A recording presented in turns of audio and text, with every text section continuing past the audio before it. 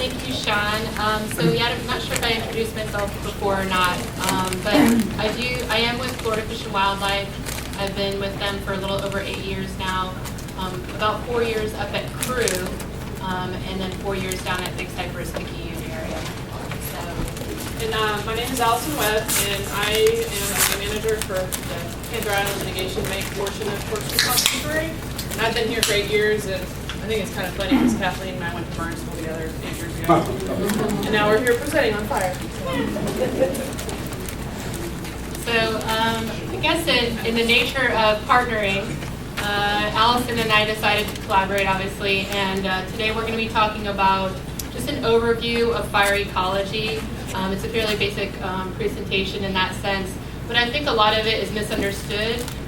Some of you probably know a lot about fire, and then some of you may not know quite as much about fire. So we wanted to try to get back to the basics. We also wanted to talk a little bit about how to design a prescription. So what is all involved in designing that prescription? Because I think that that's really overlooked, I think, by folks that haven't designed prescriptions before. And then Allison and I are going to bring it back to our own areas, talk a little bit about prescribed fire on Crew and Corkscrew Swamp Sanctuary. So as all of us know, fire causes change, and that's the basic premise of fire. So that change can actually be advantageous or deleterious, depending on how you use it. Some of the things that fire managers can modify when using prescribed fire are things like intensity, timing, and frequency of fire. And they can use that to shape the landscape. Change, though, ultimately is biologically necessary to maintain that healthy ecosystem. And that's, as land managers and biologists, that's really what we're trying to get at. So again, starting with the basics, some of the benefits of prescribed fire, there are many benefits, more than just what is listed here. I'm just going to touch on a few of these because I know we have just 17 minutes or so. But first of all, a lot of times we use fuel on our areas to reduce fire on our areas to reduce the fuel. So as Kim touched on before earlier, fire is really a very practical and cost-effective way to manage very heavy roughs. If you have a lot of vegetation and heavy roughs, specifically on the urban interface.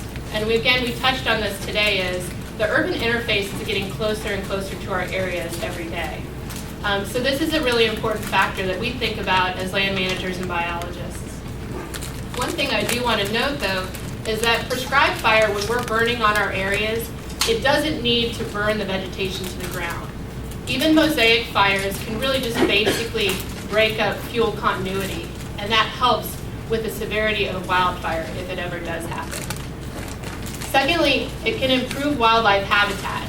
And some of the wildlife habitat that it could improve would be, for example, if you have a frequent fire regime, it actually will open up a lot of the understory, and that favors species that like open understories. Say, for example, gopher tortoises, indigo snakes, things like that. So that's one of the examples where it might benefit those particular species. It also creates, or maintains openings for wildlife. So wildlife can move through the area for feeding or just transportation in general. Another thing that we talk about too when we talk about fire and wildlife is that it really maximizes the edge effect. So it creates an edge effect that maximizes both biodiversity and abundance of species. And some of the species that really benefit from this edge effect are things like deer, so white-tailed deer, quail, turkey, doves, and not just game species, but again, we talked about things like gopher tortoises, indigo snakes, RCWs. And it also, thirdly, manages for competing vegetation. So what you can do with fire is you can actually shape. So you can shape or limit the understory that might be on your area. And that's pretty important, especially for, as we go to the fourth one, aesthetics, or really improving access. So as land managers and biologists, we have to treat our area for exotics. So that can actually help us by getting into those locations, treating the area for exotic species. And again, the aesthetics of it, we also do have a lot of user groups. So they like vistas, they like wildflowers, and it can perpetuate those types of things. But there are also trade-offs to fire. Some of those trade-offs, although it's not as severe as a wildfire might be, is air pollution. So the air quality can actually be lowered, specifically in urban interface areas, temporarily. And the main concerns when it comes to air quality would be particulate matter and also carbon monoxide. And those are things that we have to worry about. But with the proper execution and planning of a fire, you can try to minimize those effects on the urban interface. There's also impacts, though, to downstream water quality sometimes, and also soil layers, and again, we talked about the aesthetics. Temporarily, the aesthetics may not be great. But also, I'd like to touch on this very last point, too, which is the public perception of fire. Because I feel like as land managers and as biologists and people that are burning, we do hold a great responsibility for the public's perception of prescribed fire. And with that, we talk a lot about smoke management and how that's perceived by the public. So as land managers and biologists, we want to try to eliminate as much as possible smoke in the urban interface areas. And we also want to minimize the potential escape of prescribed fires. Certainly that's not always the case.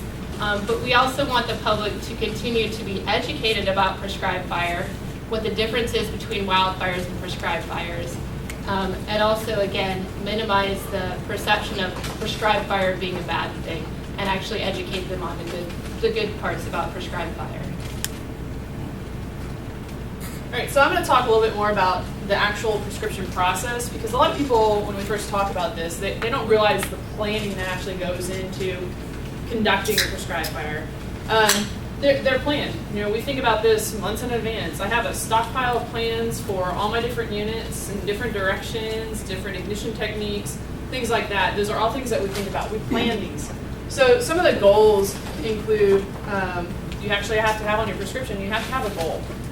What do you want to do? What are you trying to do and accomplish with this? Is it an ecological burn? Things like that. Weather is huge. I'll talk more about that briefly in a second.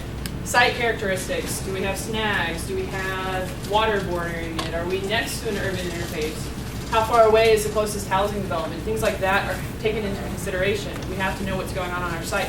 We don't have the topography here that you might have to deal with out west, but if you do have a small ridge, fire's going to behave differently. We need to know that. On certain burn units, I have canals that run through that. That's a safety hazard. That's going to impact the behavior of that fire. I have to make notes and communicate that to my prescribed fire crew beforehand so that they're aware that there's going to be a shift in behavior in that interior as a result of a canal. Dispersion index. How well do things disperse? That's environmental consideration. Sorry. Fuels. Let me go back. Fuels. Fuels here, we have a lot of pine dust. Pine needles are going to drop after a fire. You see that a lot. You'll see, people go through pine flatwoods and get a burn. Just a couple days later, you're going to already have pine needles dropping. That stuff burns great. If you have an area that burns frequently, you might have some real nice open areas like Kathleen was just talking about. How well is fire going to carry through there? Do you have enough fuel? Did it just burn a year ago? Has it not burned in 20 years? If something hasn't burned in 20 years, you have really high fuel loads. You also have to look at what type of fuel. Is it a grass? Is it a saw palmetto? Is it cabbage palms? What the type of fuel is also impacts your fire. And the big one is smoke management. Like she said, the urban interface, it's getting harder and harder as land managers to actually get a permit. Because of the urban interface, it's encroaching on us. It makes it a lot harder to pull a permit from certain wind directions because we have to be cognizant of developments, people with asthma, things like that.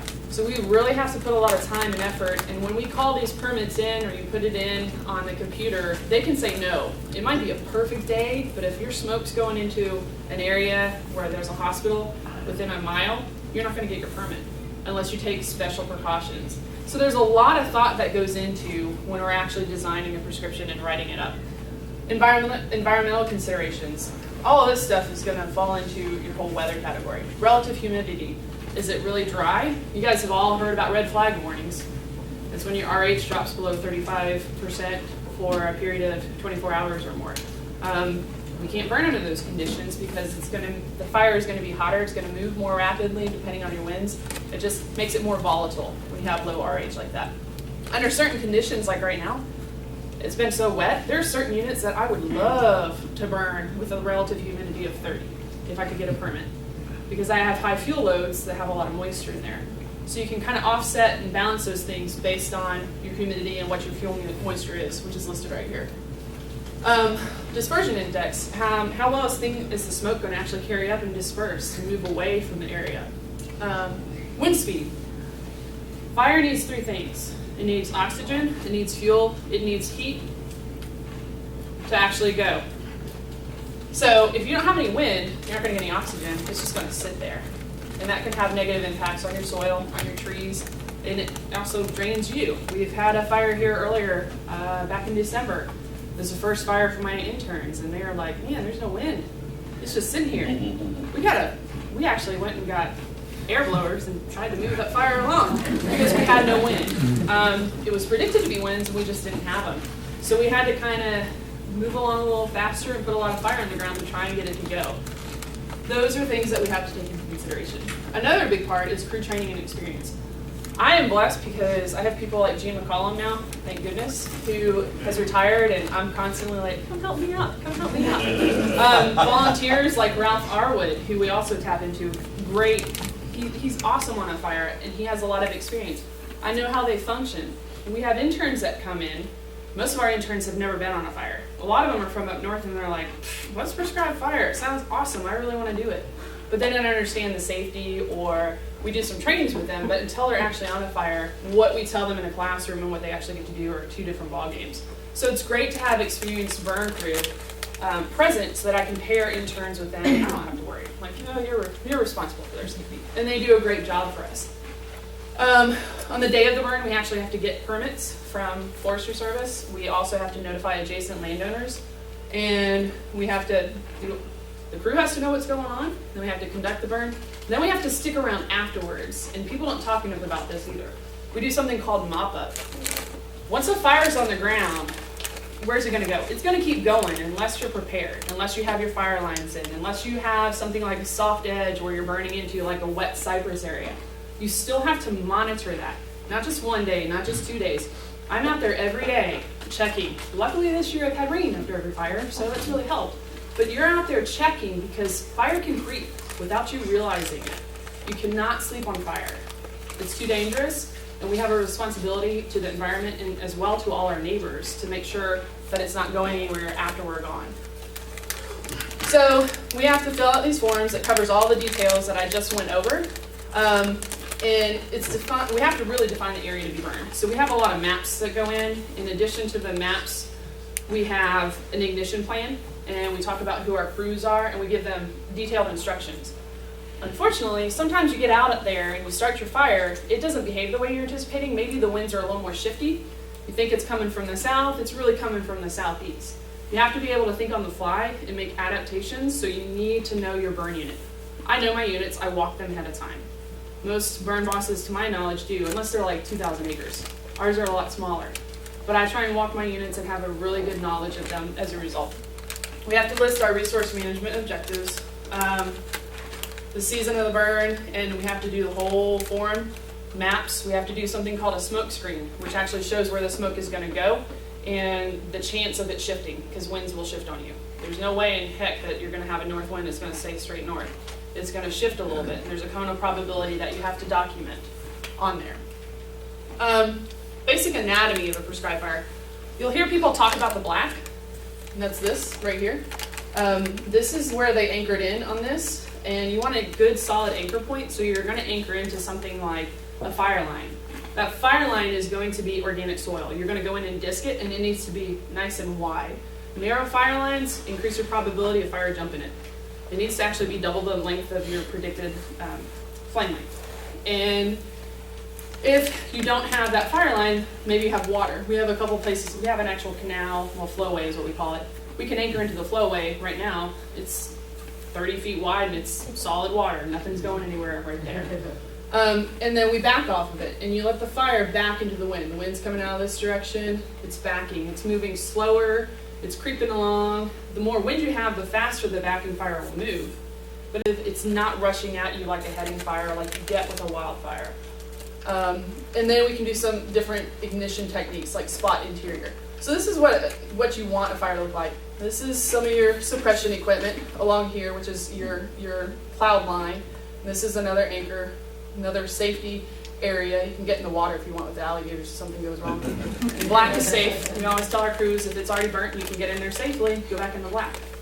If it's already burnt, it's not going to burn again. You just have to worry about smoke inhalation. I know, just worry about that. Ignition techniques. This is my favorite part of fire because you can use different ignition techniques to impact your fire behavior and to, like Kathleen said, to actually shape what you're doing, to shape the landscape. So this is a fire we just recently did, and it was actually, this pine area hasn't burnt in probably 15 plus years. And out here it's all bahia grass, and despite how wet it was, it actually went really well. And this is actually flanking fire. The winds were coming out of the east, so I started here and I walked straight into it. And the fire will actually come out like this. It's a little less aggressive than a heading fire, but it's more aggressive than a backing fire. Ralph actually did this. You can see him right here. He's doing some interior stripping for us to move the fire along a little faster. So he'll do strips of 3 steps every 5 feet. He'll just drop, and then he pulls up the drip torch, and then he walks a little bit longer. So that forms some gaps. You have to be careful anytime you're doing like a spot interior ignition because you have 2 energies merging when those spots merge, and you have an eruption of energy.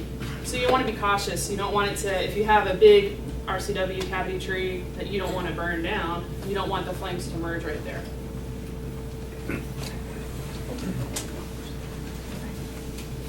So now going back to what we do on Crew and Corkscrew. Here's a part of our burn team. We also have James and Mako also help us pretty often. They're the technicians from the district, and also Brenda and I don't know if Jesse's ever been on a fire, but the Crew Trust also helps us from time to time. This is a map of our property. It's outlined in yellow. This is Crew, and as you can see here, there's the fire history that's labeled on this map. So I guess I'll start with Crew management area that the South Florida Water Management District owns is approximately 32,000 acres. Of that 32,000 acres, only about 15,000 of it is burnable acres. So we have a variety of different habitats from cypress sloughs to freshwater marshes to pine flatwoods. So we have a variety of habitats, and again, some of those habitats just won't burn. So that's why we only have about 15,000 acres. So Joe is our land manager, Joe Baza back there in the back. He works for the South Florida Water Management District, and he has been tasked by the South Florida Water Management District to burn about 2,500 acres a year. And so that's his quota for burnable acres. So that is a very aggressive total, considering last year we burned from November to April about 500 acres. I think everybody is sort of in the same boat. We're always perpetually behind on burning, but it's something that we still need to continue working on. And again, as we talked about, with the urban interface creeping closer and closer to our boundaries, it does make it more difficult to burn. There are certain winds that we just cannot burn on. One of the things too that I wanted to talk about a little bit was that the South Florida Water Management District and FNA also discussed what the burn regime would be. So what's the fire interval on our property? And for the most part, it's about 4-year burn interval. So it's about 2,500 acres every 4 years. And so that's, again, a pretty ambitious total, but we still continue to try to work on that with Joe. Typically our burn crew is about 3 to 6 people. We usually burn fairly small size acreages, not like, for example, in the Everglades where they're burning 1,200 acres at a time. You just have to consider the habitat. Sawgrass burns a lot differently than pine flatwoods would. So that's definitely a component of that. This illustration I have from Crew, and it's not exactly the same picture, but you can see a little bit of that regeneration that we were talking about earlier with the ecological benefits. This is 1 month after fire, and this is 1 year after fire. And again, this is one of our Mesic pine flatwoods areas. So I'll pass it along to Allison real quick so she can talk about Corkscrew. We rely very heavily on volunteers and interns, and then we have a core staff. And our volunteer program's growing, especially now that we have a new volunteer coordinator. Hopefully we'll get even more in on our fire crew. So if you want to help, let me know. I have your email. I just have to enter you into the list. So this is an outline of our sanctuary, and we actually are broken into units. I can't remember off the top of my head the actual burnable acreage, but basically if you eliminate our cypress, which if you talk to Mike Hoover about it, and theoretically fire should go into cypress periodically, we try and burn a variety of habitats, and there's been a monkey on our back for a while in that we need to burn our marsh. So we really concentrate a lot on our pine, flatwoods, uplands, our wet prairie and marsh. Unfortunately, I couldn't put a good picture for this, but we are having, and they're having the same issue. Our marshes are being invaded by coastal plain willow, and that's a significant problem when trying to get fire in there. So recently we've been having a lot of discussions about how we're going to tackle that problem, and one idea is to really go in and ignite our sawgrass patches and try and work from there and work outward. But that coastal plain willow issue that we're having now has to do with the hydrology. It's one of the problems that Sean and the science team is working to address in terms of, we have point source, we have nutrients, we have so many problems coming from outside impacting our marshes on the inside. So this is an example of wet prairie. We burnt this, we haven't burned this. I hope to heck I get to burn this year. This is a wet prairie marsh combination. The interior of this is marsh, and we actually got to burn this. This is on mitigated property. It was the first time that had fire in 10 years. Before that it was ag land. Tim, you probably hadn't seen that yet, but that's the west 60 acres of phase 2. And then this is a pine flatwoods at night that we burned. One other thing I just really want to touch base on really fast is the mitigation bank that Tim was talking about earlier. This is a scene from the expansion. So a big part of restoration for them is getting fire in there and burning those ag fields. Not just once, not just twice. If they can, they'll get it in there and they'll burn it 3 times. And then they'll till it, and then stuff will come up. They'll burn it again. That's getting a lot of nutrients back into those soils that have been depleted over the years. And then they scrape it off like he was talking about. So fire is a huge part of restoration, not just in agricultural areas, but in our areas that haven't seen fire in a long time and that we want to make healthier. Any questions? If we have time, I don't know, because I went really long. Sorry.